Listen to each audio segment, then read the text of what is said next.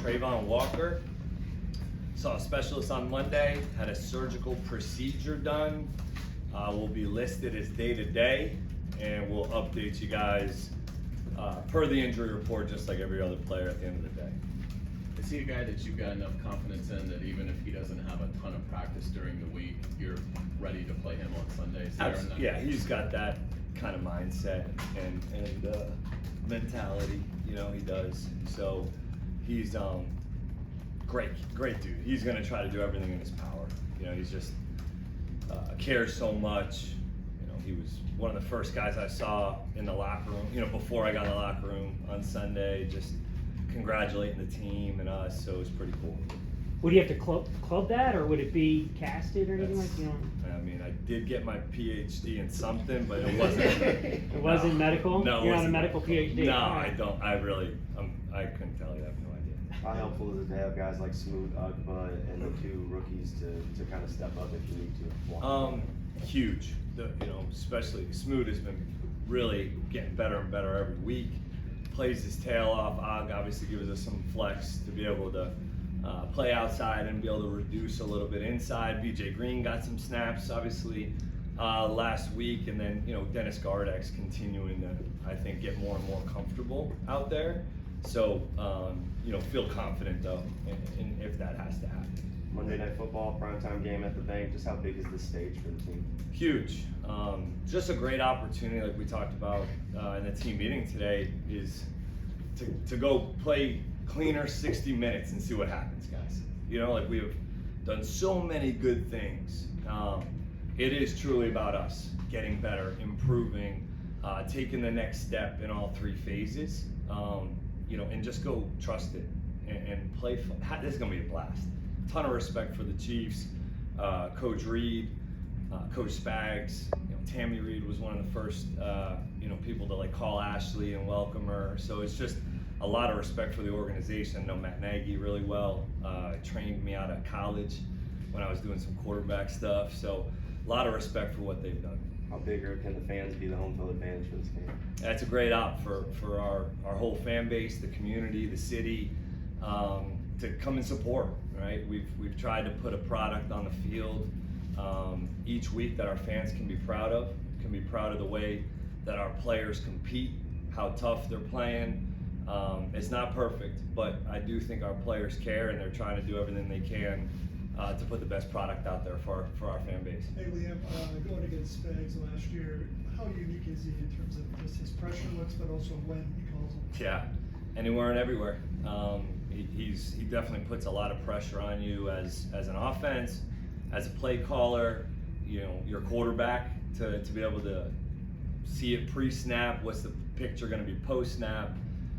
Zero checks, right? You got to be zero ready at all times, and it could be back to back to back. I think he zeroed me like 3 times in a row last year at one point. A lot of respect for the position that he puts his players in, the attacking mindset that they play with. It's a great opportunity for us this week. What kind of challenge is Chris Jones?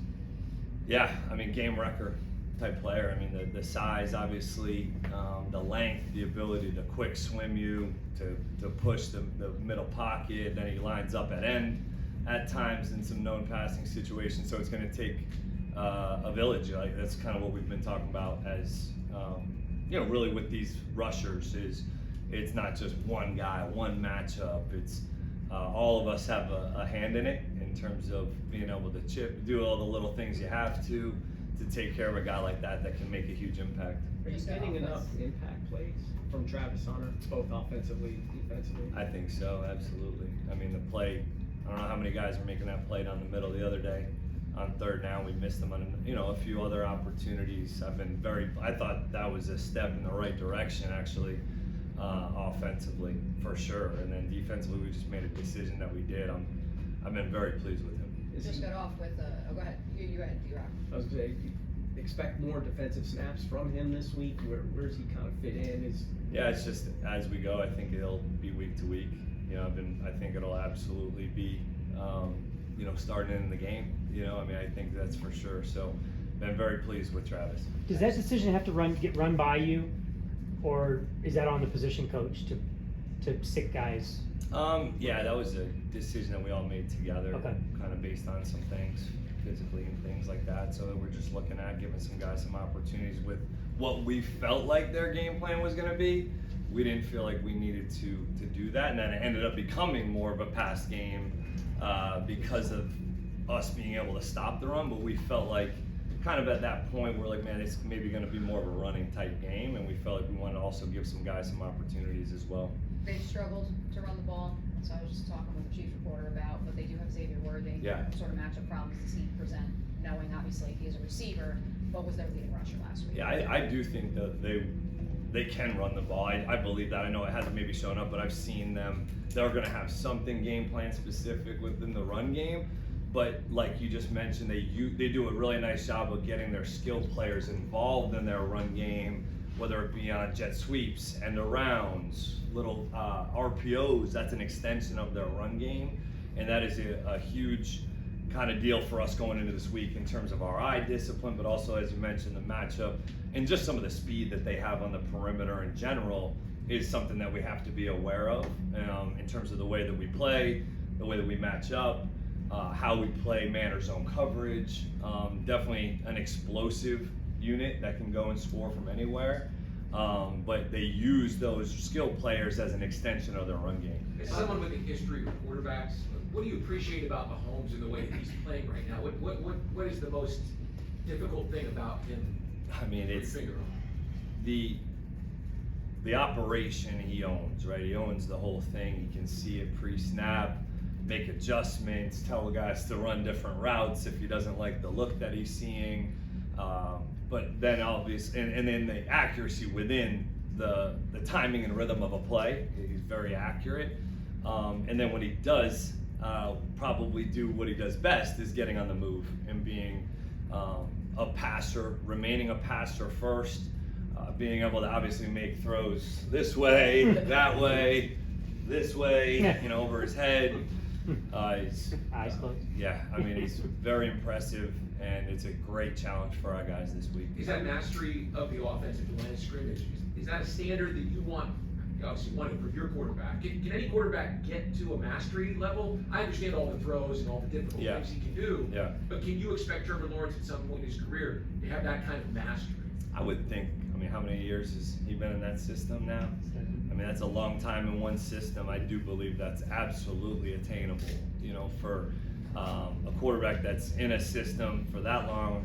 Like, you're hearing play calls that you've heard now, gosh, thousands at that point, right? And so knowing the play caller, knowing your skilled players, and knowing the guys that how you want to play the game as an offensive unit, I do think is you know, attainable for so many guys that are in systems for that long. You look at Josh Allen, just watching those guys against Kansas City. They've played them obviously a lot over the last few years, and you know, you just see guys that look, Kansas City may do something, right? They'll get maybe a negative on you. We got to go play the next play, especially at the quarterback position.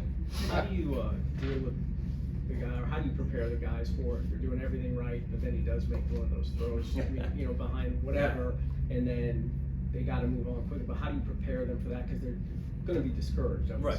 Yeah, I mean, I think we've done, that was the theme going into last week really, was guys, let's just go play the next play. Like, the next play is truly what matters most. And the nice thing is, we've been preaching this since day one, is like, we're not worrying about the past. You can't future trip. Like, we've just got to go and huddle up, call the next play, refocus, understand that you know, they got good players too, and they're going to make some, and that's football.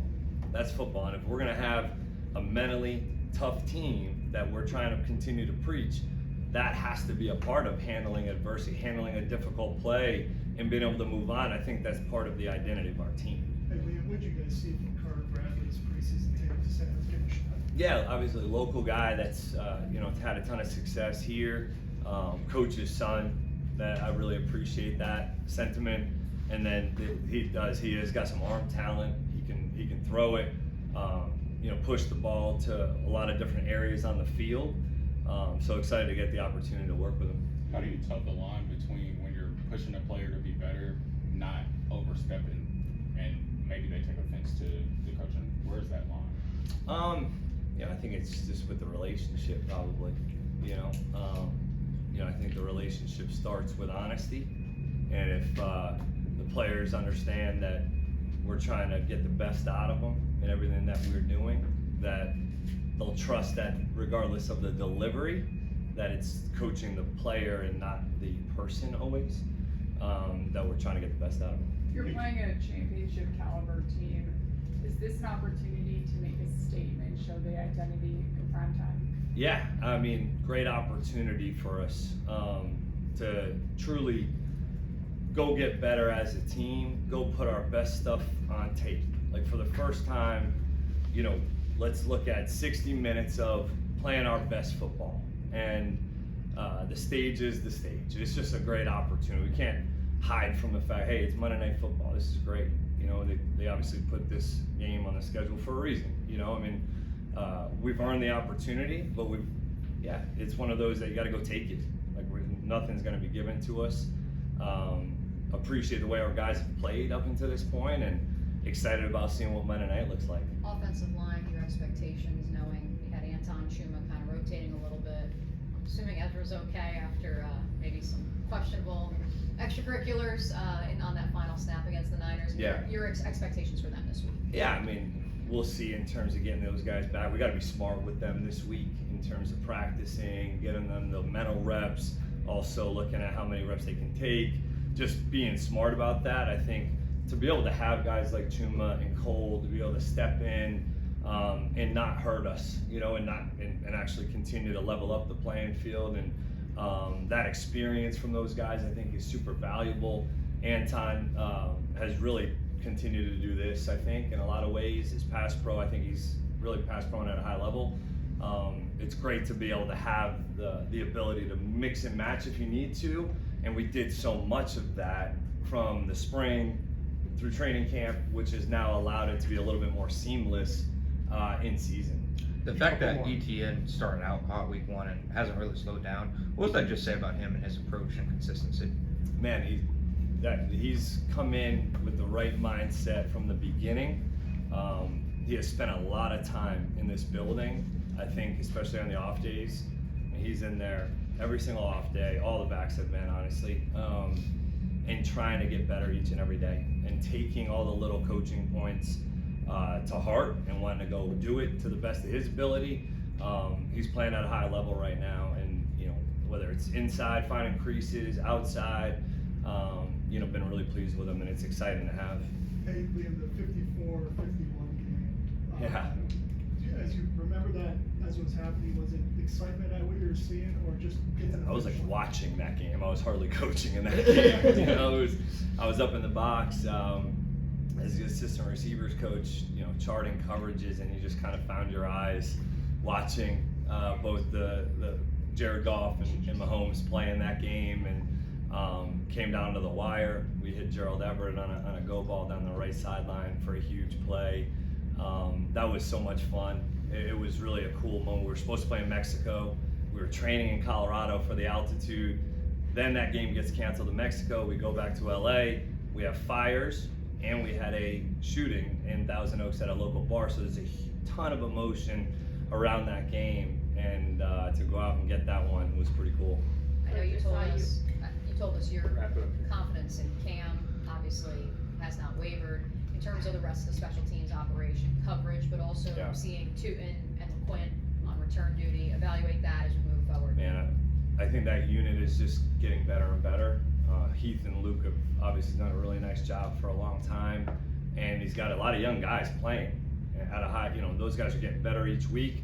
There's still things that each week that we're learning and teaching and having to learn from, which is frustrating maybe at the time, but it's a great opportunity for us to keep coaching these guys and them keep soaking it up and getting better. They're playing physical in all phases, and to have the returns pop like they did, man, those were game-changing plays that led to 10 points. So don't know if we win that game without those ops. Coach, I saw you and Ashley are giving away tickets to teachers and first responders. How did that come about? Yeah, just a great opportunity for us to maybe give back a little, get a little bit of more connection with the community.